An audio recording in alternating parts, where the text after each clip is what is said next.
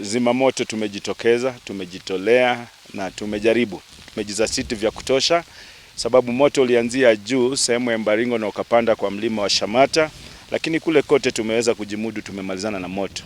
Lakini moto karuka uko saizi sehemu inaitwa Central Moreland ama the Saddle, na hili ndo blanketi linaloweka maji na maji yenye yanayotumika Nairobi yanayoenda mpaka kwa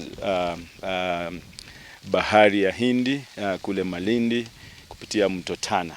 Kwa hivyo wasiwasi wangu ni kwamba ndio labda kwa kisasa unaweza kausha maji yetu kwa muda mfupi, lakini tuna matumaini kwa sababu nimesema moto huu ni wa kasi. Moto wa kasi unamaanisha unapelekwa na upepo kwa haraka sana.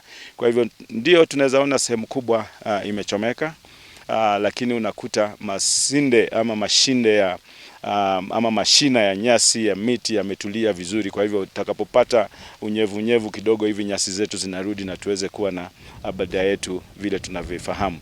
Isipokuwa inapoenda kwa miti ambayo ni miti imekaa hapa zaidi ya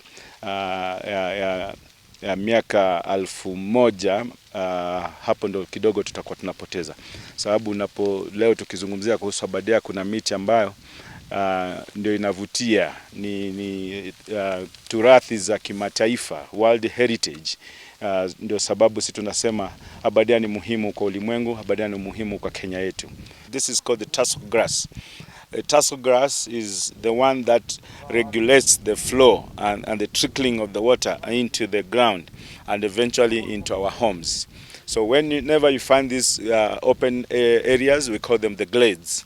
The glades are grasslands within the forest ecosystem. So beside this grass, you got this kind of vegetation here. The locals here call it shegeshi, but this is called the giant heather. Giant heather is a very interesting tree species because it burns while green. So you find a place very green, but it burns in no time because it's an oily tree species.